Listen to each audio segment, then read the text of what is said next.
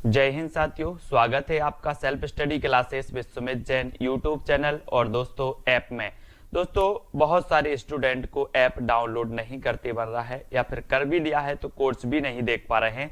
तो मैं आज उनको बता दूं कि ये जो सेल्फ स्टडी क्लासेस इस प्रकार से जब आप प्ले स्टोर से करते हैं तो ये आपका वेल जो है आइकन उसमें लगा हुआ है ना। तो इस प्रकार से सेल्फ स्टडी क्लासेस आपको सर्च करना है और ऐसे आइकन में आपको ऐप मिलने वाला है। ठीक है, तो दोस्तों हम देखें कि प्ले स्टोर में आपको इस प्रकार से दिखेगा ये सेल्फ स्टडी क्लासेस। ठीक है, ये प्ले स्टोर में आपको सेल्फ स्टडी क्लासेस का ऐप दिखने वाला है। ठीक है, ये इमेज उसमें डली है, ये आइकन, ये लोगो उसमें डला है। ठीक है, अब दोस्तों इसको इंस्टॉल करना है, यहां से आप इंस्टॉल करेंगे।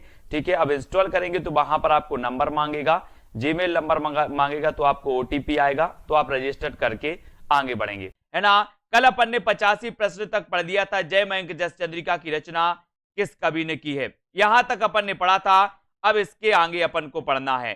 ठीक है, आपका पहला प्रश्न है भट्ट जय मयंक जस चंद्रिका, आपको बताना है कि इसकी रचना किसने की थी। भट्ट केदार ने, गोपीचंद, ज्योतिरीश्वर ठाकुर या फिर मधुकर ने की थी।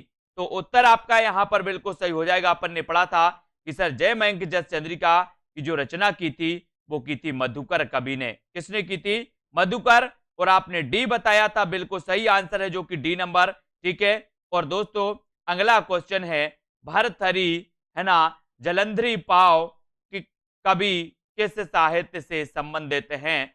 किस साहित्य से संबंधित कवि हैं दोस्तों भर्तृहरि, है ना, जलंधरी पाव, ये किस साहित्य से संबंधित हैं? सिद्ध साहित्य से, नाथ साहित्य, जैन साहित्य या फिर रासो साहित्य से। तो 86 का आंसर बताना है। और दोस्तों इनको अपन ने पढ़ा है ना। ठीक है, कई बार अपन ने पढ़ा है दोस्तों 86 में, और 86 में आपका बिल्कुल सही आंसर हो जाएगा भर्तृहरि और जलंधरी पाव। ये जो थे दोस्तों ये थे नाथ साहित्य। ये जलंधरी पाव और भर्तृहरि ये नाथ साहित्य से संबंधित थे। नाथ साहित्य यानी कि आपका उत्तर बिल्कुल बी नंबर बिल्कुल सही है, जो सभी लोगों ने, बिल्कुल अधिकांश लोगों ने सही बताया है। एक बार वीडियो को लाइक जरूर कर लें और ऐप को डाउनलोड जरूर करना है साथियों। ऐप को डाउनलोड कर सकते हैं जहां पर आपको फायदे बहुत हैं, है ना, बहुत फायदे हैं। ऐप को डाउनलोड कर ले, सेल्फ स्टडी क्लासेस ऐप को, है ना। और जिन भी साथियों ने कोर्स को परचेस नहीं किया वो कोर्स को परचेस कर लें, ज्वाइन हो जाएं, है ना। और दोस्तों 5 तारीख से स्टार्ट हो गया है न्यू बैच, उसमें आप शामिल हो सकते हैं। ठीक है, आदिकाल के अंतर्गत किस साहित्य की प्रमाणिकता संदिग्ध मानी गई है? साहित्य की बताना। आदिकाल में अपन ने देखा रासो साहित्य लिखा गया, है ना, जैन साहित्य लिखा गया, सिद्ध साहित्य लिखा गया। ये साहित्य अपन ने किस काल में देखे? आदिकाल में देखे, है ना। अब आदिकाल के अंतर्गत किस साहित्य की प्रमाणिकता संदिग्ध मानी गई है? तो यहां पर है प्रश्न क्रमांक 87 और बात होती है प्रमाणिकता की। तो आपका उत्तर क्या हो जाएगा सुषमा जी, है ना? उस उत्तर हो जाएगा आपका रासो साहित्य की। वेरी गुड, रासो साहित्य यानी कि आपका जो ए नंबर है रासो साहित्य वो बिल्कुल सही हो जाएगा। इसकी प्रमाणिकता संदिग्ध मानी गई है। ठीक है, रासो साहित्य की प्रमाणिकता संदिग्ध मानी गई है ना, तो ये नंबर आपका बिल्कुल सही हो जाएगा। आचार्य हजारी प्रसाद द्विवेदी ने गाथा को किस भाषा का मुख्य छंद माना है? गाथा को किस भाषा का मुख्य छंद माना है? आचार्य हजारी प्रसाद द्विवेदी।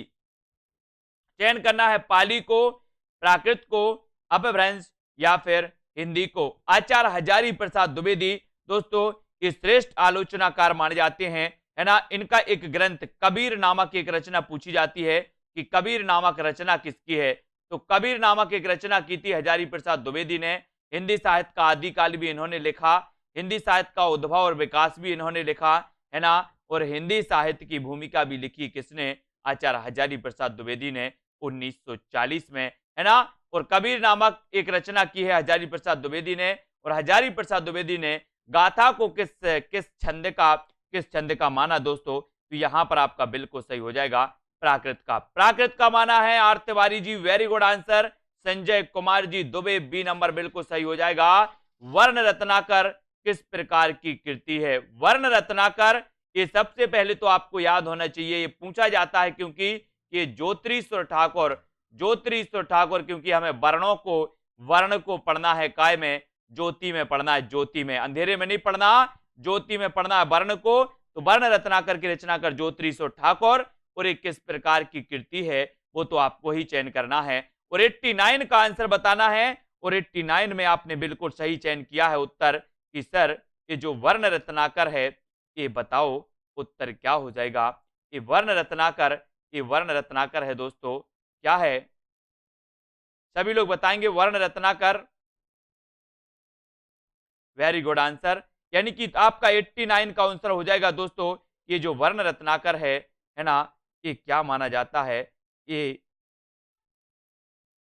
माना जाता है दोस्तों गद्य कृति मानी जाती है, वर्ण रत्नाकर गद्य कृति मानी जाती है, और उत्तर हो जाएगा आपका बी नंबर, है ना। आपने देखा होगा दोस्तों उक्ति व्यक्ति प्रकरण, उक्ति व्यक्ति प्रकरण ये है व्याकरण ग्रंथ, उक्ति व्यक्ति प्रकरण ये व्याकरण ग्रंथ माना जाता है, उक्ति व्यक्ति प्रकरण, है ना। और दोस्तों ये वर्ण रत्नाकर क्या है?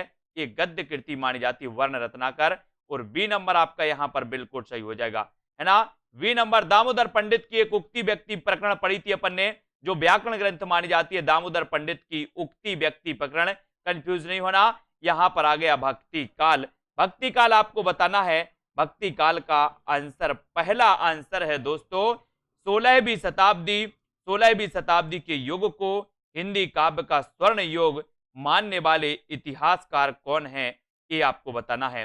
प्रश्न क्रमांक आपका 90, 16वीं शताब्दी के युग को हिंदी काव्य का स्वर्ण युग मानना किस इतिहास लेखक की महत्वपूर्ण उपलब्धि है, ये आपको 90 का आंसर बताना है। 90 का उत्तर आपका क्या हो जाएगा? 16वीं 17वीं शताब्दी के युग को, 16वीं 17वीं शताब्दी के युग को हिंदी काव्य का स्वर्ण युग मानना किस इतिहास लेखक की महत्वपूर्ण उपलब्धि है। अपन पढ़ते हैं कि हिंदी साहित्य के भक्ति काल को स्वर्ण युग कहा जाता है, लेकिन दोस्तों आपने पढ़ा होगा कि हिंदी साहित्य के भक्ति काल को स्वर्ण युग कहा किसने है। तो आपके सामने दो विकल्प आते हैं, एक तो आता है ग्रियर्सन, तो आप ग्रियर्सन सही लगा देते हो, और दूसरा आता है श्याम सुंदर दास, तो श्याम सुंदर दास भी आपको लगाना है ना। तो यहां पर उत्तर हो जाएगा दोस्तों, यहां पर उत्तर होगा आपका जॉर्ज ग्रियर्सन, जॉर्ज ग्रियर्सन, यानी कि आपका डी नंबर बिल्कुल सही हो जाएगा। और यहां पर अगर श्याम सुंदर दास होगा तो आप श्याम सुंदर दास, यानी कि दो विद्वानों ने दोस्तों इसको स्वर्ण काल कहा है ना, इसको याद रख लेना, जॉर्ज ग्रियर्सन और श्याम सुंदर दास ने। तो यहां पर डी नंबर बिल्कुल सही है। आचार्य रामचंद्र शुक्ल के अनुसार भक्ति काल का सीमांकन कहां तक माना जाता है? रामचंद्र शुक्ल के अनुसार बताना है, रामचंद्र शुक्ल के अनुसार भक्ति काल का सीमांकन कहां से कहां तक है।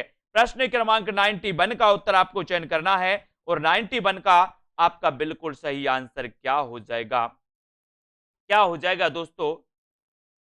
क्या हो जाएगा? अपन ने संबंध पढ़े हैं अभी तक, सन भी आपको कभी कभी पढ़ लेना है, जल्दी से बताओ, हो गई ना कंफ्यूजन वाली बात। प्रश्न क्रमांक 91 उत्तर क्या होगा? उत्तर बताना राजेश मौर्य जी, शिल्पा सिंह जी, 91 का आंसर चयन करना है। कौन सही बताता है देख लेते हैं जरा हम भी, है ना। ये सीता देवी जी, अनूप रावत जी, बहुत बढ़िया आंसर।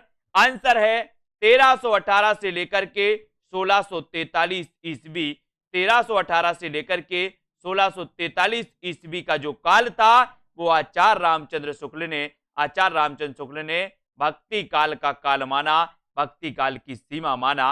और यहां पर संवत अगर दिया होता तो 1375 से लेकर के 1700, यानी कि संवत 1375 से लेकर के 1700 का काल वैसे माना। और ईस्वी की बात करें यानी कि 57 वर्ष आप पीछे चले जाओगे, है ना। तो 1375 और 75 में से 57 घटा दो तो आप 1318 पे पहुंच जाओगे। तो 1318 से 1643 आपका बिल्कुल सही हो जाएगा। ठीक है, आपको पता है दोस्तों संवत से 57 वर्ष पीछे चलती है क्या? ईस्वी सन, है ना, ईस्वी सन, इसको याद करो, है ना। ये ईस्वी पूछा गया और ये संवत है, यहां कंफ्यूज नहीं होना है, बहुत सारे लोग कंफ्यूज हो जाते हैं। संवत से -57 कर दो, ईस्वी पहुंच जाओगे, है ना। यहां आ जाते। शंकराचार्य ने सामाजिक एकीकरण के लिए किस दार्शनिक आध्यात्मिक एक का निरूपण किया? यानी कि 92 का आंसर आपको चयन करना। शंकराचार्य ने सामाजिक एकीकरण के लिए किस दार्शनिक आध्यात्मिक एक का निरूपण किया? प्रश्न क्रमांक 92, 92 का बताना है कल्पना जी। हाँ, क्या उत्तर हो जाएगा? शंकराचार्य ने सामाजिक एकीकरण के लिए किस दार्शनिक अध्यात्म में एक का निरूपण किया? और उत्तर क्या हो जाएगा? प्रश्न क्रमांक 92 बताना है गुंजा जी। शंकराचार्य ने सामाजिक एकीकरण के किस दार्शनिक के दर्शन मैंने याद करवाया आपको ट्रिक से, है ना? बोले सर शंकर अद्वितीय हैं, शंकर अद्वितीय हैं, तो शंकर से बनेगा शंकराचार्य। और शंकराचार्य किस दार्शनिक मत का परिवर्तन करेंगे? बोले अद्वितीय है तो अद्वैतवाद, अद्वितीय है तो अद्वैतवाद, इसको याद रख लेना। विशिष्ट अद्वैतवाद, बोले राम क्या है? बोले सर विशिष्ट हैं, तो रामानुजाचार्य विशिष्ट अद्वैत, है ना? तो यहां पर आपका बी नंबर द्वैताद्वैतवाद, बी नंबर आपका बिल्कुल सही हो जाएगा। सॉरी अद्वैत वेदांत, सॉरी अद्वैत वेदांत सही होगा, है ना? सी नंबर सही होगा, अद्वैत वेदांत, अद्वैत वेदांत सही होगा, है ना? द्वैताद्वैत नहीं, सॉरी अद्वैत वेदांत, अद्वैतवाद सही होगा, है ना? सी नंबर आपका सही होगा, बिल्कुल सही है। अगला क्वेश्चन है, रामानंद किस भक्ति धारा के प्रमुख कवि हैं? किस भक्ति धारा के प्रमुख कवि हैं? सगुण भक्ति धारा, निर्गुण भक्ति धारा, कृष्ण भक्ति धारा, या फिर राम काव्य धारा? प्रश्न क्रमांक 93, रामानंद किस भक्ति धारा के प्रमुख कवि माने जाते हैं? ये आपको चयन करना है। और 93 का अंकित कुमार जी, सीमा सोनकर जी, उत्तर क्या हो जाएगा? रामानंद किस भक्ति धारा के प्रमुख कवि हैं? उत्तर 93 रामानंद किस भक्ति धारा के प्रमुख कवि हैं? सगुण भक्ति धारा, निर्गुण, या फिर दोस्तों कृष्ण, या फिर राम काव्य धारा? कौन माने जाते हैं? और रामानंद की अगर बात करते हैं तो बोले सर रामानंद की बात की है आपने, तो ये माने जाते हैं सगुण भक्ति धारा के। रामानंद माने जाते हैं दोस्तों सगुण भक्ति धारा के, याद रख लेना। रामानंद के 12 शिष्य थे, 12 शिष्य थे, है ना? और 12 शिष्यों में एक आते थे कबीर। रामानंद माने जाते हैं सगुण भक्ति धारा के, और कबीर इनके शिष्य जो थे वो निर्गुण भक्ति धारा के थे, है ना? इनको याद रख लेना है। और इनके शिष्यों में एक आते हैं नरहरिदास, या नरहरिदास आते हैं, जिनके शिष्य हुए हैं कौन? तुलसीदास हुए हैं, ये भी आपको याद रख लेना है।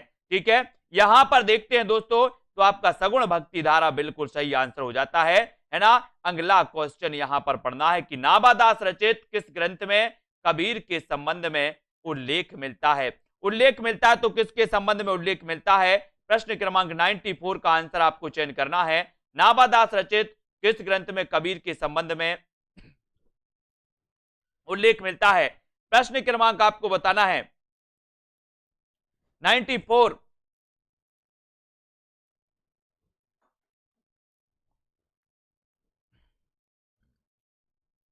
वेरी गुड प्रेम तिवारी जी, 94 का बताना है आपको। नाभादास रचित किस ग्रंथ में कबीर के संबंध में उल्लेख मिलता है? तो नाभादास तो अपन ने कई बार पढ़ा है।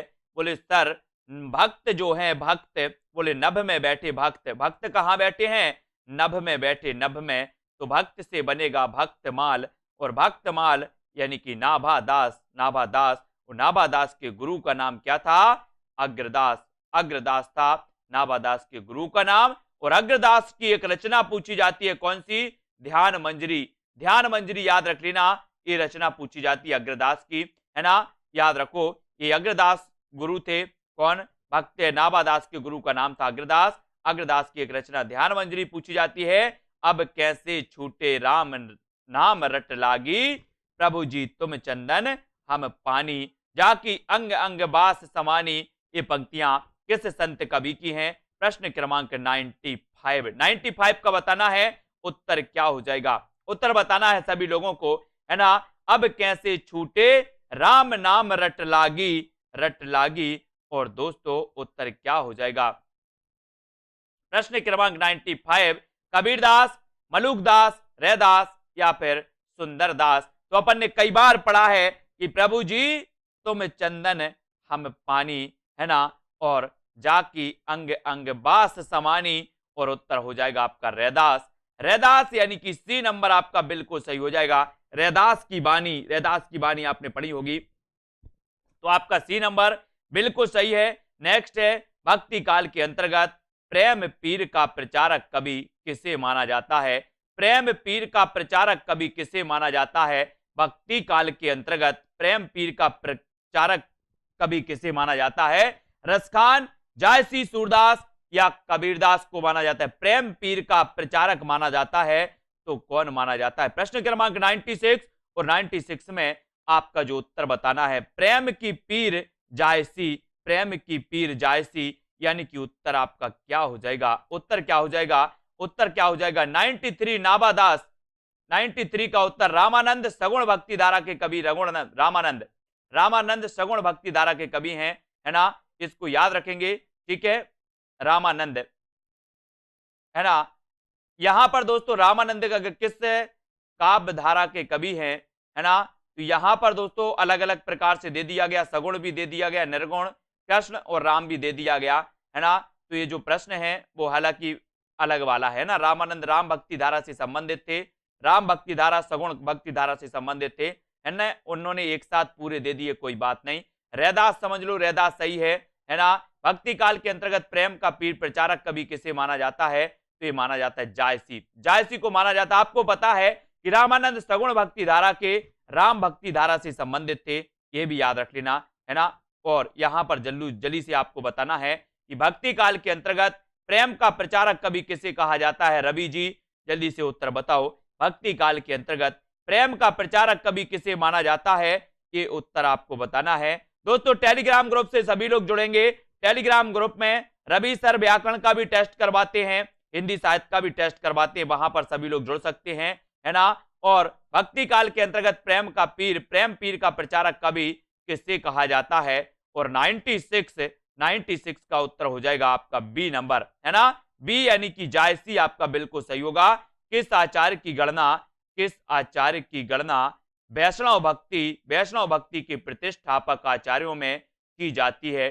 किसकी की जाती? किस आचार्य की गणना वैष्णव भक्ति के प्रतिष्ठापक आचार्यों में नहीं की जाती? नहीं पूछा गया, नहीं की जाती, तो किसकी नहीं की जाती? किसकी नहीं की जाती? वैष्णव भक्ति के प्रतिष्ठापक आचार्यों में किसकी गणना नहीं की जाती? रामानंद, रामानुजाचार्य, हरिदास निरंजनी, विष्णु स्वामी या फिर वल्लभाचार्य, तो किसकी नहीं की जाती? नर्मदा जी किसकी नहीं की जाती? विजय जी मातृभाषा हिंदी, है ना। उत्तर क्या हो जाएगा? किस आचार्य की गणना वैष्णव भक्ति के प्रतिष्ठापक आचार्यों में नहीं की जाती? तो किसकी नहीं की जाती? बोले सर वैष्णव भक्ति के प्रतिष्ठापक आचार्यों में नाम लिया जाता है रामानुजाचार्य का, नाम लिया जाता है विष्णु स्वामी का, नाम लिया जाता है वल्लभाचार्य का, नहीं लिया जाता तो किसका नहीं लिया जाता? हरिदास निरंजनी, हरिदास निरंजनी ने हरिदासी संप्रदाय चलाया था इन्होंने, है ना, इनका नहीं लिया जाता। उत्तर आपका जो हो जाएगा विकल्प नंबर बी सही हो जाएगा, हरिदास निरंजनी, है ना। वैष्णव भक्ति के प्रतिष्ठापक आचार्यों में जो नाम नहीं लिया जाता वो नहीं लिया जाता हरिदास निरंजनी। प्रतिष्ठापक की बात हो रही, प्रतिष्ठापक की, है ना, तो बी आपका बिल्कुल सही हो जाएगा। भक्ति का कौन सा रूप पहले दक्षिण के आलवार संतों की वाणी के माध्यम से प्रस्फुटित हुआ? यानी कि दोस्तों आपको बताना है 98 का उत्तर। भक्ति का कौन सा रूप दक्षिण के आलवार संतों की वाणी से के माध्यम से प्रस्फुटित हुआ था? 98 का प्रश्न बड़ा ही सरल प्रश्न है और बढ़िया प्रश्न है दोस्तों। भक्ति का कौन सा रूप? हमने देखा कि दक्षिण में रामानुजाचार्य हुए हैं और दक्षिण से भक्ति लेकर के आए थे रामानंद, और रामानंद को आपने देखा कि रामानंद राम भक्ति धारा से संबंधित थे, सगुण भक्ति धारा से संबंधित थे। तो आपको पता है कि जब रामानंद उत्तर भारत में भक्ति लेकर के आए हैं तो दक्षिण में जो आपको पता है, तो दक्षिण में कौन सी भक्ति धारा प्रवाहित हुई होगी? बोले सर बात करते हो तो वो हुई होगी राम भक्ति, क्योंकि रामानंद उत्तर भारत में भक्ति को लेकर के आए थे, है ना। तो रामानंद आए थे तो रामानंद राम भक्ति धारा से संबंधित, तो राम भक्ति धारा ही दक्षिण में प्रवाहित हुई होगी, यानी कि यह नंबर आपका कॉमन सेंस बिल्कुल सही हो जाएगा। ठीक है, अगला क्वेश्चन है किस संस्कृत काव्य में पहले कृष्ण लीलाओं का उल्लेख मिलता है? कृष्ण लीलाओं का उल्लेख किसमें मिलता है? दारसू शर्मा जी, सुबी गुप्ता, संदीप प्रजापति जी। प्रश्न क्रमांक है 99 और 99 का फेर है गलत गलत नहीं करना है ना। आपको बताना है हिंदी किस संस्कृत काव्य में पहले कृष्ण लीलाओं का उल्लेख मिलता है, और 99 का उत्तर हमें बताना है। 99 में आपको चयन करना है। और आपको पता है दोस्तों किस संस्कृत काव्य में, तो वो काव्य है ब्रह्मचरित। ब्रह्मचरित संस्कृत काव्य में कृष्ण लीलाओं का उल्लेख मिलता है, यानी कि आपका उत्तर हो जाता है विकल्प नंबर 1। आ नंबर आपने टिक किया है तो बिल्कुल सही है, ए नंबर टिक किया है तो बिल्कुल सही है ना। ए नंबर। अगला क्वेश्चन, मसी कागज छुओ नहीं, कलम गहो नहीं हाथ, यह पंक्ति किस भक्त कवि को लक्ष्य करके कही गई थी? किस भक्त कवि को लक्ष्य करके कही गई थी? ये आपको बताना है। उत्तर है मसी कागज छुओ नहीं, कलम गहो नहीं हाथ। ये आपको चयन करना है। सभी लोग वीडियो को एक बार लाइक कर देना। रोज रात्रि 9 बजे अपन पढ़ते हैं दोस्तों, है ना। इस पर चयन करते हैं, इस पर बहुत ही महत्वपूर्ण प्रश्नों को पढ़ते हैं, टेस्ट करते हैं। जिन भी साथियों ने अभी तक self study classes app download नहीं किया है वो एक बार प्ले स्टोर में जाएं और सर्च करें सेल्फ स्टडी क्लासेस। आपको दोस्तों यहां पर मटेरियल मिलेगा, यहां पर आप कोर्स परचेस करेंगे, है ना। और यहां पर दोस्तों आपको मात्र 1200 रुपए में 50% ऑफ में हिंदी साहित्य का संपूर्ण कोर्स, विस्तृत व्याकरण plus tricky video, topic wise test, सब कुछ मिल रहा है ना। तो मसी कागज छुओ नहीं, कलम गहो नहीं हाथ, ये पंक्ति कही गई थी दोस्तों कबीर को लक्ष्य करके, है ना। तो ये बी नंबर आपका कबीरदास बिल्कुल सही हो जाएगा। बी नंबर आपका बिल्कुल सही हो जाएगा। ठीक है, इसको याद रख लेना है। और आंसर है पद्मावत का लेखक कौन है? पद्मावत का लेखक बताना है। और रोज रात्रि 9 बजे हिंदी साहित्य की लाइव क्लास दोस्तों 1 साल से कंटिन्यू आपके लिए चल रही है ना। और ये लाइव क्लास दोस्तों आपको बिल्कुल फ्री चलती है, बिल्कुल फ्री चलती है। इसमें हम प्रश्नों के बारे में पढ़ते हैं, डाउट भी बहुत सारी चीजों की क्लियर करते हैं और निरंतर अभ्यास करते रहते हैं, है ना। ये आपको बताना है पद्मावत का लेखक कौन है। तो सभी को पता है, बोले सर पद्मावत की बात करते हो तो ये सूफी काव्य धारा का महाकाव्य है और हिंदी का प्रथम प्रमाणिक महाकाव्य भी माना जाता है। ये भी याद रख लेना। हिंदी का प्रथम महाकाव्य पृथ्वीराज रासो, लेकिन हिंदी का प्रथम प्रमाणिक महाकाव्य दोस्तों पद्मावत। हिंदी का प्रथम राम काव्य पर आधारित महाकाव्य रामचरितमानस। हिंदी का द्वितीय राम काव्य पर आधारित महाकाव्य साकेत, है ना। तो इस प्रकार से याद रख लेना दोस्तों कि पद्मावत का जो लेखक है वो है जायसी। कौन है? जायसी। और ये पद्मावत सूफी काव्य धारा का श्रेष्ठ ग्रंथ माना जाता है और इसकी भाषा मानी जाती है कौन सी? अवधी भाषा में लिखा गया था पद्मावत, है ना। आचार्य रामचंद्र शुक्ल ने प्रेमाख्यान काव्य परंपरा का प्रथम कवि किसे माना है? प्रेमाख्यान परंपरा का बताना है तो 102 का आंसर। 102 में जायसी, कुतुबन, मुल्ला दाऊद या फिर मंझन कौन माना जाता है? ये आंसर आपको चयन करना है आचार्य रामचंद्र शुक्ल। सभी लोग एक बार लाइक जरूर कर देना, अपना अंगूठा जरूर चलाइए और वीडियो को लाइक करते रहिए। जल्दी से बताओ आचार्य रामचंद्र शुक्ल ने प्रेमाख्यान काव्य परंपरा का प्रथम कवि किसे माना है? रामचंद्र शुक्ल जी हैं साहब, किसी को नहीं छोड़ा हिंदी साहित्य में इन्होंने, है ना। ऐसा लगता है कि पूरी चिंता इन्हीं को थी। और रामचंद्र शुक्ल ने प्रेमाख्यान काव्य परंपरा का प्रथम कवि जो माना है वो माना है किसे माना है? सी क्यों बता रहे बहुत सारे लोग? सी नहीं बताना मेरे प्यारे भाइयों, बताना है क्या? कुतुबन। कुतुबन की एक रचना है कौन सी? मृगावती एक रचना है दोस्तों कुतुबन की। और इस मृगावती को सूफी काव्य की प्रथम रचना माना शुक्ल ने और कुतुबन को प्रथम कवि माना शुक्ल ने। तो उत्तर भी आपका हो जाएगा बी नंबर और कुतुबन सही हो जाएगा। रीता कांति जी, कुतुबन सही होगा। मृगावती ये प्रथम रचना सूफी काव्य की रामचंद्र शुक्ल ने माना है। पूछा भी गया है अष्टछाप की स्थापना कब हुई? अष्टछाप की स्थापना यानी कि 103 का आंसर आपको चयन करना है। सभी लोग बताएंगे सुरेंद्र कुमार जी, सुषमा ठाकुर, माया राम जी और प्रदीप शर्मा जी, रिंकू परमार जी। उत्तर क्या है? अष्टछाप की स्थापना कब हुई? अष्टछाप पूछा गया है, अष्टछाप की स्थापना की थी दोस्तों। बहुत सारे लोग अष्टछाप में भी कंफ्यूज होते हैं कि वल्लभाचार्य ने की थी कि विट्ठलनाथ ने की थी। याद रख लेना, बोले अष्टछाप के कवि बैठे हैं, अष्टछाप के कवि बैठे हैं तो बैठे से बनेगा विट्ठलनाथ, है ना। अष्टछाप के कवि क्या है? बोले सर बैठे हैं। अष्टछाप के कवि बैठे हैं तो अष्टछाप के प्रवर्तक कौन माने जाएंगे? बैठे से विट्ठलनाथ। बैठे से विट्ठलनाथ हो गई 1965 में अष्टछाप की स्थापना। विट्ठल नाथ, है ना, विट्ठल नाथ दोस्तों वल्लभाचार्य के पुत्र का नाम था, है ना, और अष्टछाप की स्थापना इन्होंने की थी 1565 में। यहां पर कंफ्यूज नहीं होना, ये 1565 आपका सही होगा, 1565। ठीक है, अगला क्वेश्चन बताना रमेश पांडे जी, सूरदास की भक्ति पद्धति का मेरुदंड कौन सी भक्ति है ना, सूरदास की भक्ति पद्धति का मेरुदंड कौन सी भक्ति मानी जाती है। प्रश्न क्रमांक 104 और 104 में आपका जो आंसर हो जाएगा वो क्या हो जाएगा, 104 में चयन करना है, 104 और 4 का उत्तर होगा सूरदास की भक्ति पद्धति का मेरुदंड कौन सी भक्ति मानी जाती है। प्रश्न क्रमांक 104 आपने पढ़ा है दोस्तों, एक मैंने कई बार आपको बताया है कि पुष्टि मार्ग के प्रवर्तक माने जाते हैं कौन, पुष्टि मार्ग के प्रवर्तक माने जाते हैं कौन, वल्लभाचार्य। इसको कैसे याद रखोगे, आपसे कई बार पूछा गया पुष्टि मार्ग के प्रवर्तक कौन थे। अगर आपकी पुष्टि, आपके बात की पुष्टि ना हो, है ना, आप कहीं अपनी बात छोड़ दो और आपकी पुष्टि ना हो तो आप बल से करवा लेना, बल से करवा लेना। जैसे बच्चा क्या करता, बच्चा कोई अगर मम्मी से कहता कि ये मुझे खिलौना चाहिए और अगर खिलौना नहीं लवा देते तो उसकी पुष्टि करवाता है, वह रो करके रोता है ना, जिद करता है तो वो पुष्टि करवा लेता है। ऐसे ही आपको करवाना पुष्टि बल से तो वल्लभाचार्य, है ना, और सूरदास की भक्ति पद्धति का मेरुदंड था पुष्टि मार्गीय पद्धति। पुष्टि मार्गीय पद्धति यानी आपका उत्तर हो जाएगा डी नंबर, डी आपने चयन किया है, बिल्कुल सही चयन किया है। सभी लोग लाइक जरूर करेंगे। अजगर करे ना चाकरी, पंछी करे ना काम, दास मलूका कहे गए सबके दाता राम।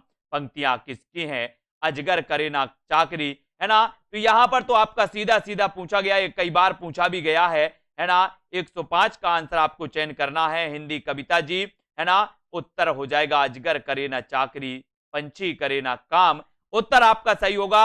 यहां पर आ गया मलूका, मलूका आ गया तो बोले सर मलूका से समझ गए मलूक दास, मलूका से समझ गए क्या, मलूक दास, यानी कि उत्तर आपका सी नंबर बिल्कुल सही हो जाएगा। सी नंबर जिन्होंने चयन किया है प्रमोद जी, है ना, राजेश जी, बिल्कुल सही है। आरती सक्सेना, अगला क्वेश्चन कबीर किसके शिष्य थे, यानी कि कबीर के गुरु का नाम क्या था, ये आपको चयन करना है। सभी लोग चयन करेंगे, डॉक्टर संजय जी, तमू जी, है ना, उत्तर बिल्कुल सही बताना है।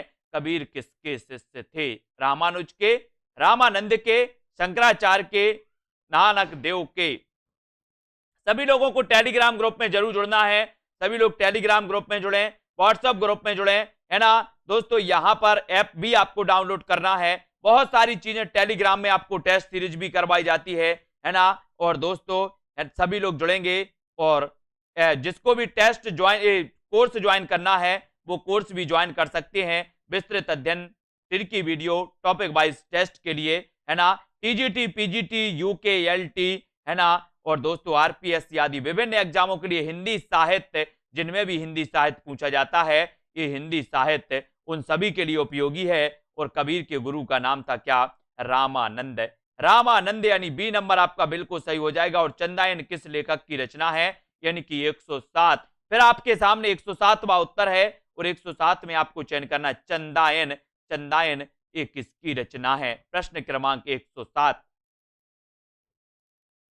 107 में क्या हो जाएगा आपका सही, सुरेंद्र जी, गिरी, अंकित जी, है ना, अनीता, ममता जी, पंकज जी, उत्तर आपने बताया। आदेश दीवी जी बोले सर चंदायन की बात करोगे तो हम भी शांत नहीं रहेंगे, उत्तर बता के ही रहेंगे। तो उत्तर आपका क्या हो जाएगा 107 का, देखते हैं कौन सही बता रहा है।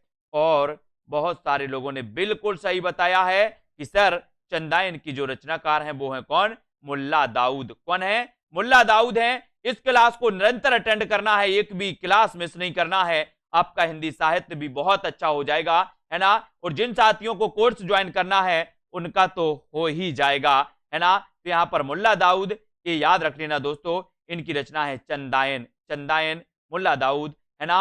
अगला क्वेश्चन, ढोला मारूरा दूहा, ये ढोला मारूरा दूहा आ गया, कल अपन ने पढ़ा था। ढोला मारूरा दूहा के दो कवि हैं, बोले सर, एक तो कौशल्लाभ और दूसरे कल्लोल कवि। यहां अब आपसे पूछा गया है कि ढोला मारूरा के दोहा रचनाकार कौन है, तो आपको कौशल्लाभ कहीं ऑप्शन में नहीं दिखेगा, है ना। आपको एक ही ऑप्शन दिख रहा है और वो ऑप्शन कौन सा है, कौन सा है, कमेंट में आपको ही बताना है। ढोला मारूला दूहा के रचयिता कौन माने जाते हैं? जल्दी से लिखो कमेंट में, ढोला मारूला दूहा के रचयिता कौन है? और आपने चयन किया, बोले सर यहां पर कल्लोल कभी आया तो कल्लोल लगा देना, और यहां पर कल्लोल की जगह कुशल लाभ आता तो कुशल लाभ लगा देते। ठीक है, तो इसको नहीं भूलना कभी। किस रामायण को आदिकाल मानकर राम कथा के मूल स्रोत के रूप में स्वीकार किया गया? किस रामायण को आदि काव्य मानकर राम कथा के मूल स्रोत के रूप में स्वीकार किया गया? वो रामायण कौन सी है दोस्तों? वो रामायण कौन सी है? प्रश्न क्रमांक 109, और 109 का आपका उत्तर क्या हो जाएगा? उत्तर क्या होगा? किस रामायण को आदिकाल मानकर रामकथा के मूल स्रोत के रूप में स्वीकार किया गया? तो अपन पढ़ते ना कि मूल स्रोत, रामायण का जो मूल स्रोत माना जाता है वो माना जाता है वाल्मीकि रामायण, है ना? वाल्मीकि रामायण माना जाता, यानी कि आपका जो डी नंबर बिल्कुल सही हो जाएगा, है ना? प्रश्न क्रमांक 109 और 109 में आपने चयन किया है वाल्मीकि रामायण, है ना? वाल्मीकि रामायण लिखा जाता है, इसको वाल्मीकि को भी याद रख लेना दोस्तों। क्या लिखा जाता है? वाल्मीकि, बा आदा ला मा और की आता है ऐसे, है ना? की ए, है ना? इसलिए बाल्य नहीं करना, बाल्य नहीं पढ़ना है, वाल्मीकि पढ़ना, वाल्मीकि, है ना? बाल्य नहीं करना। जानकी हरण का रचयिता कौन है? जानकी हरण यानी कि 110 का आंसर, 110 का बहुत ही प्यारा प्रश्न है दोस्तों। अपन ने अभी तक पढ़ा था जानकी मंगल पढ़ा था, है ना दोस्तों, लेकिन अब अपन को पढ़ना जानकी हरण। जानकी हरण बोले सर, जानकी हरण की बात करते हो तो याद रख लेना, है ना? है ना? राक्षस क्या बोलते थे? दो कुमार हैं, उनके साथ एक और, है ना, लेडीज है, ऐसे करके कुछ बोलते थे। तो बोले दो कुमार के साथ कौन थी? जानकी थी। किसके साथ? कुमार, है ना? बोले दो कुमार जंगल में आए हैं। इस प्रकार से जब राक्षस देखते थे ना श्री राम और लक्ष्मण को, दो कुमार जंगल में आए हैं और उनके साथ एक महिला भी है ना, ऐसे करते थे। तो कुमार से क्या बनेगा? कुमार से बनेगा जानकी हरण कुमारदास। जानकी हरण कुमारदास की रचना है, जानकी हरण कुमारदास, यानी कि 110 का आंसर, 110 का आंसर हो जाएगा दोस्तों क्या? आ नंबर आपका बिल्कुल सही है, कुमारदास। और अगला क्वेश्चन आपकी स्क्रीन पर है, रज्जब, सुंदरदास, प्रागदास आदि संत कवि किस पंथ के अनुयायी थे? है ना? रज्जब, सुंदरदास, प्रागदास आदि संत कवि किस पंथ के अनुयायी कवि थे? और दोस्तों आपने देखा होगा कि संत काव्यधारा निर्गुण शाखा से उत्पन्न होती है, संत काव्यधारा और सूफी काव्यधारा। संत काव्यधारा को ज्ञानाश्रयी काव्यधारा भी कहा जाता है ना? और रज्जब, सुंदरदास, प्रागदास ये आदि जो संत हैं ये किस काव्यधारा से संबंधित माने जाते हैं? तो प्रश्न 11 में 111 में आपने चयन किया है कि ये माने जाते हैं दोस्तों दादू पंथ के अनुयायी माने जाते हैं। कौन? रज्जब, सुंदरदास और प्रागदास ये माने जाते हैं दादू पंथ के, ये दादू पंथ के माने जाते हैं। इनको याद रख लेना, भूलना नहीं है दोस्तों। रज्जब, सुंदरदास और प्रागदास माने जाते हैं दादू पंथ के, और उत्तर हो जाएगा विकल्प नंबर बी, दादू पंथ, यानी कि दादू दयाल ने एक पंथ चलाया था, दादू पंथ, है ना? वो ही दादू पंथ है। और अगला क्वेश्चन है, रामलला नहचू किसकी रचना? रामलला नहचू यानी कि 112, और 112 का उत्तर क्या हो जाएगा? ये तो सभी लोगों को पता है लगभग। वीडियो को सभी लोग एक बार लाइक कर देना। जिन भी साथियों ने कोर्स परचेस नहीं किया है, ऐप डाउनलोड नहीं किया है, सेल्फ स्टडी क्लासेस, वो ऐप डाउनलोड करने, है ना दोस्तों? आज से ही आपका दोस्तों बैच स्टार्ट हुआ है, आप जुड़ सकते हैं, न्यू बैच में जुड़ सकते हैं और स्टार्टिंग से अपना अध्ययन कर सकते हैं। तो जिन भी साथियों को हिंदी साहित्य पढ़ना है, विस्तृत पढ़ना है, ट्रिक से पढ़ना है, टेस्ट भी देना है, वो जुड़ जाए सेल्फ स्टडी क्लासेस के दोस्तों पेड कोर्स से, और उत्तर हो जाएगा यहां पर रामलला नहचू तुलसीदास, रामलला नहचू तुलसीदास। और आ नंबर आपका बिल्कुल सही हो जाएगा, ए नंबर आपका बिल्कुल सही हो जाएगा। अगला है विद्यापति का जन्म कहां हुआ था? विद्यापति की जब भी बात होती है तो हमें दो चीजें याद आती हैं कि एक तो इनको मैथिल कोकिल कहा जाता है विद्यापति को, एक इनकी पंक्ति है ना? कौन कौन सी पंक्ति है? देसिल बैना सबजन मिठा, ये विद्यापति की पंक्ति मानी जाती है।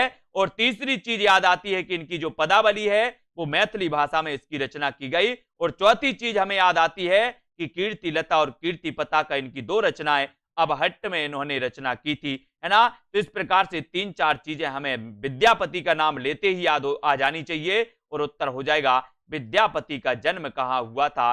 तो आपको बताना है। 113 का आंसर आपको चयन करना है और उत्तर हो जाएगा दोस्तों बिहार। बोले सर विद्या बिहार नहीं करती, विद्या बिहार नहीं करती, विद्या तो बढ़ती रहती है, विद्या बिहार नहीं करती, है ना। या याद करो कि बिहार के विद्यापति, बिहार के विद्यापति, बिहार में जन्म हुआ था विद्यापति साहब का। इनको 1 नंबर, 13 का 1 नंबर आपका बिल्कुल सही हो जाएगा। किस संप्रदाय में कृष्ण के वामांग, कृष्ण के वामांग में राधा के साथ कृष्ण की उपासना करने का विधान है? तो किसमें है दोस्तों? प्रश्न क्रमांक 114 में आपको चयन करना है। उत्तर भी आपको बताना है कि किस संप्रदाय में कृष्ण के वामांग में राधा के साथ कृष्ण की उपासना का विधान है। सभी लोग एक बार लाइक जरूर कर देना दोस्तों वीडियो को। और जिन भी साथियों ने self study classes app download नहीं किया है वो आज ही ऐप डाउनलोड करें। आप टीजीटी, पीजीटी, नेट किसी भी एग्जाम की तैयारी हिंदी साहित्य से कर रहे हैं, एक बार जुड़ जाइए सेल्फ स्टडी क्लासेस से, है ना। किस संप्रदाय में कृष्ण के वामांग में राधा के साथ कृष्ण की उपासना आपको बताना है। तो वो संप्रदाय है दोस्तों कौन सा? निम्बार्क संप्रदाय। कौन सा संप्रदाय है? निम्बार्क संप्रदाय। वामांग में राधा के साथ कृष्ण की उपासना करने का विधान है, तो वो है निम्बार्क संप्रदाय, जिसके प्रवर्तक थे निम्बार्काचार्य। आपको पढ़ा है ना। द्वैतवाद के प्रवर्तक भी निम्बार्काचार्य, है ना। और दोस्तों ये आपका सी नंबर 114 का बिल्कुल सही आंसर हो जाएगा। सा नंबर निम्बार्क संप्रदाय। निम्बार्क लगाना है इसमें, सी नंबर लगाना है। निम्बार्क में बहुत सारे लोग इसमें कंफ्यूज होंगे, निम्बार्क संप्रदाय आपको टिक करना है ना। तुलसीदास की भक्ति किस प्रकार की मानी जाती है? तुलसीदास की भक्ति, है ना। यहां पर वामांग में राधा कृष्ण की उपासना का विधान है, तो वो निम्बार्क संप्रदाय में है। और अगला क्वेश्चन आपकी स्क्रीन पर है। उत्तर क्या हो जाएगा? उत्तर क्या हो जाएगा सतीश जी? बिल्कुल सही है। तुलसीदास की भक्ति किस प्रकार की है? तुलसीदास की भक्ति किस प्रकार की है? बोले सर तुलसीदास की बात करते हो तो इनके बारे में एक अपन ने गाना बनाया था कि तुलसी को बैराग्य हुआ है, राम राम यह जानकी। पढ़ा था ना? बहुत बढ़िया सॉन्ग था दोस्तों, अपने लिए बहुत बढ़िया दोहा था, जिनके माध्यम से हमने तुलसीदास की रचनाओं को याद किया था, है ना, याद किया था। और तुलसीदास की भक्ति किस प्रकार की मानी जाती है? तो बोले सर तुलसीदास ने अपने आप को दास माना था। किसका दास माना था?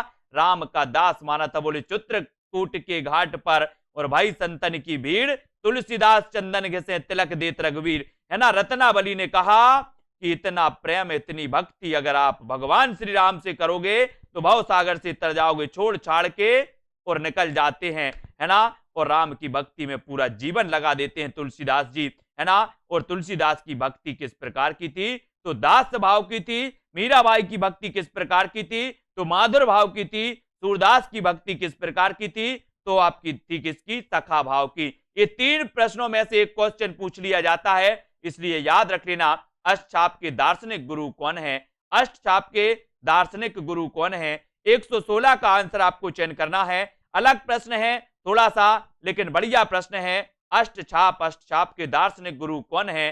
रामानंद, निम्बार्क, वल्लभाचार्य या फिर शंकराचार्य। प्रश्न क्रमांक 116 में आपको चयन करना है। और हिंदी साहित्य के लिए दोस्तों निरंतर ये रोज 9 बजे क्लास होती है। इस सीरीज को आपको रोज अटेंड करना है, रोज पढ़ना है ना। हिंदी आपकी स्ट्रांग हो जाएगी। और दोस्तों विस्तृत अध्ययन करना है, ट्रिकी पढ़ना है, टेस्ट भी देना है। तो सेल्फ स्टडी क्लासेस में ऐप डाउनलोड कर लें। ऐप में आप कोर्स में ज्वाइन हो जाएं, है ना। कोर्स आपका 1200 रुपए में मात्र रखा है, ये 50% ऑफ में पूरा हिंदी साहित्य आपके लिए करवाया जाएगा। इसमें अष्टछाप के दार्शनिक गुरु कौन है?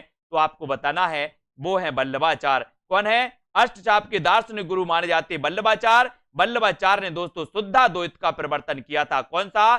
शुद्धाद्वैत का प्रवर्तन किसने किया था? तो आप बताओगे वल्लभाचार्य। पुष्टि मार्ग का प्रवर्तन किसने किया था? आप बताओगे वल्लभाचार्य। सूरदास के गुरु का नाम क्या था? तो आप बताओगे वल्लभाचार्य। याद रख लेना, वल्लभाचार्य जी को हमें पढ़ना है निरंतर और पढ़ते जाना है। अष्टछाप के दार्शनिक गुरु थे। अष्टछाप की स्थापना की थी विट्ठलनाथ ने 1565 में, लेकिन दार्शनिक जो गुरु थे वो वल्लभाचार्य थे।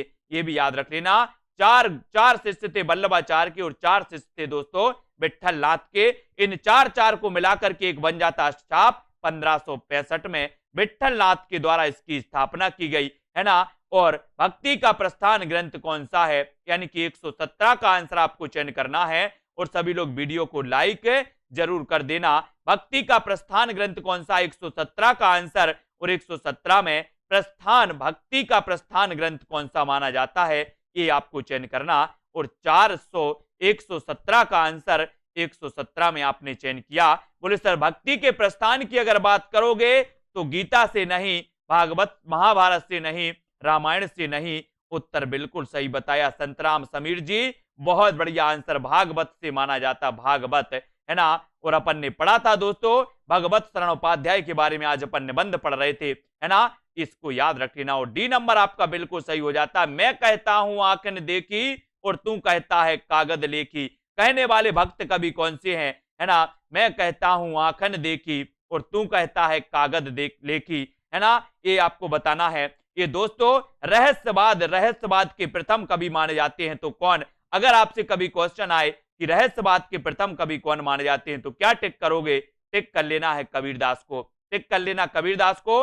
भक्ति काल के दो कवि जायसी और कबीरदास, दो कवि दोस्तों रहस्यवाद से प्रभावित माने जाते हैं, है ना। और रहस्यवाद के प्रथम कवि माने जाते हैं कबीरदास। सबसे ज्यादा रहस्यवाद पाया जाता है तो छायावाद में पाया जाता है, और छायावाद में भी सबसे ज्यादा पाया जाता है तो महादेवी वर्मा में पाया जाता है, ये भी याद रख लेना।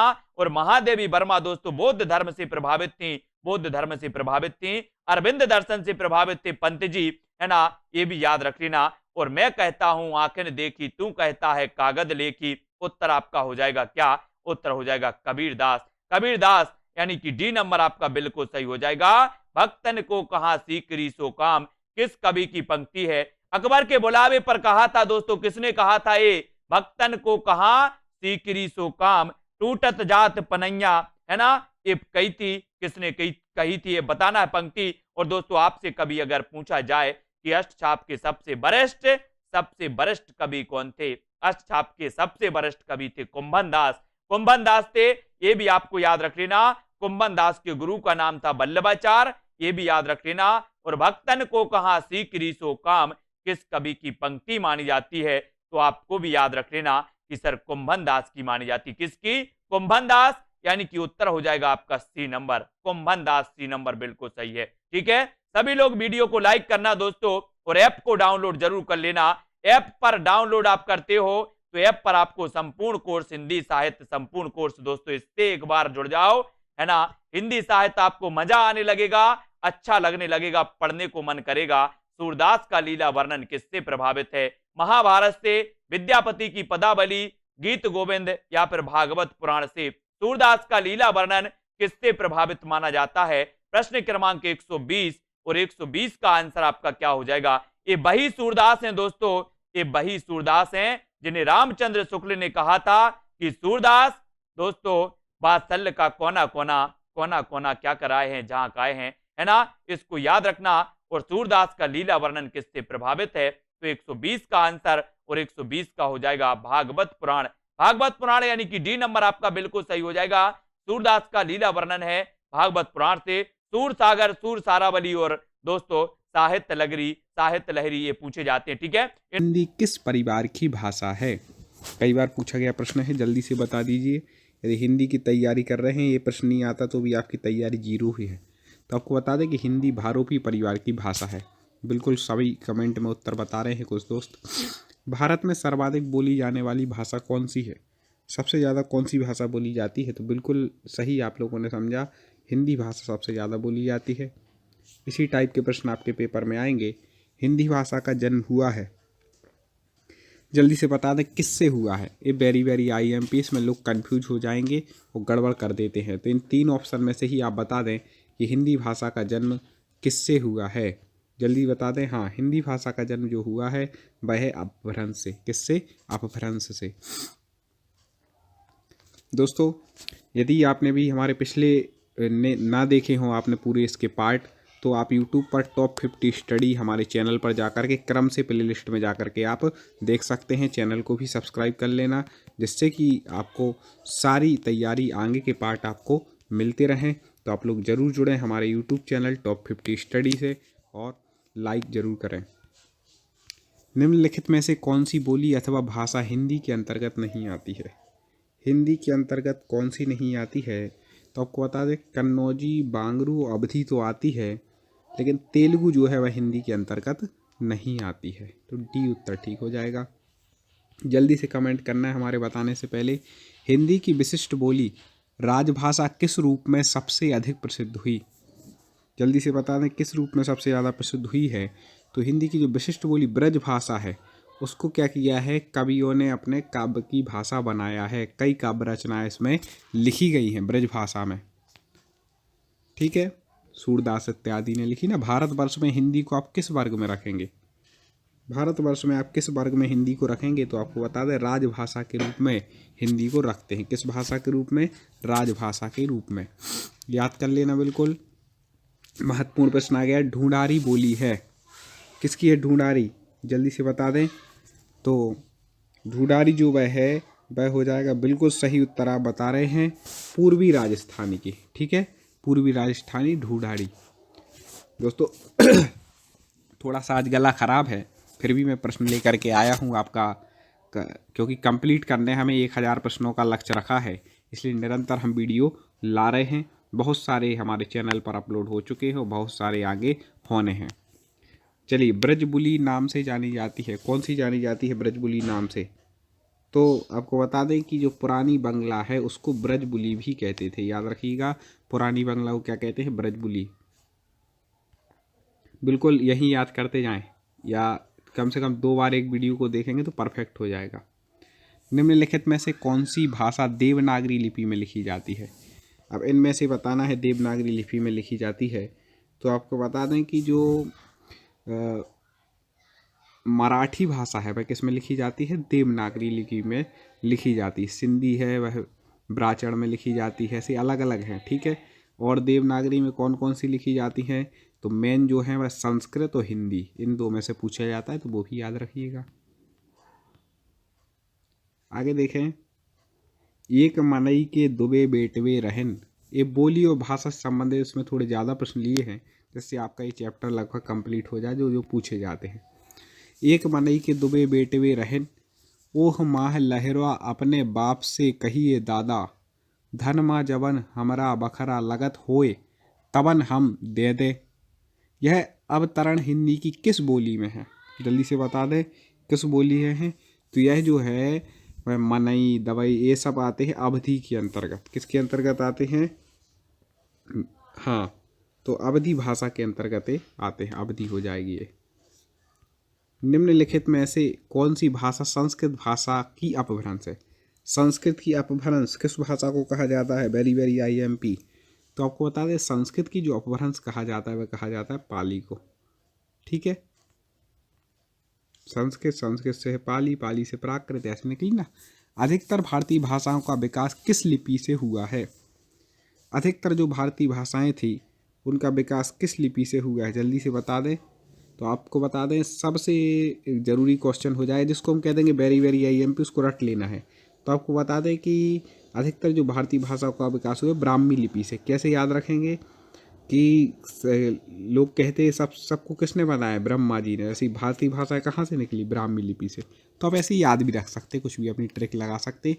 हिंदी भाषा किस लिपि में लिखी जाती है? अभी हमने बता ही दिया था कि हिंदी भाषा देवनागरी लिपि में लिखी जाती है। आगे, वर्तमान हिंदी का प्रचलित रूप है। वर्तमान जो हिंदी है उसका प्रचलित रूप क्या है?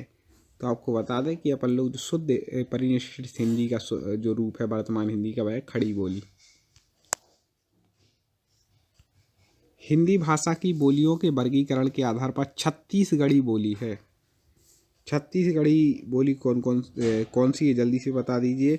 तो छत्तीसगढ़ी जो है वह है, हाँ बिल्कुल, कमेंट में उत्तर करते जाएं, पूर्वी हिंदी। और अभी तक लाइक ना किया हो तो वीडियो को लाइक ज़रूर कर दें। इसकी हमने ट्रिक आपको बताई थी। अब छत्तीसगढ़ी मतलब अवधी, बघेली और छत्तीसगढ़ी, ये पूर्वी हिंदी की भाषा है। पूर्वी हिंदी मतलब अब छत्तीसगढ़ी।